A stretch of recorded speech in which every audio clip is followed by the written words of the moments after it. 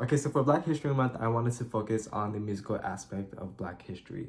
So musical genres that developed from Black people like jazz, R&B, gospel, soul, blues, rock and roll, hip hop are to this day still very influential to all genres of music. One of the most important Black musicians of all time was Aretha Franklin, or also known as the Queen of Soul. Franklin grew up singing gospel at her church and was signed at 18 by Columbia Records.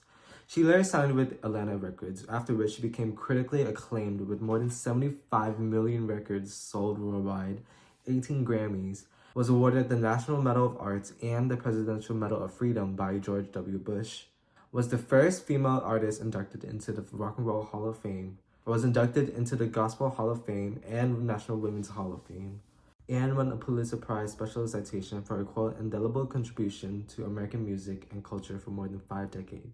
Franklin was born in Memphis, Tennessee on March 25th, 1942, during a time of political and social unrest. From her childhood growing up in the home of a prominent African American preacher to the end of her life, Franklin was deeply involved in the struggle for civil rights and women's rights. She provided money for civil rights groups and performed at benefits and protests. In fact, she toured across the country with Dr. Martin Luther King and Harry Belafonte, another prominent singer and activist. When civil rights leader Angela Davis was arrested in 1970 and called a terrorist by President Nixon, Franklin announced her intention to post the $250,000 bail.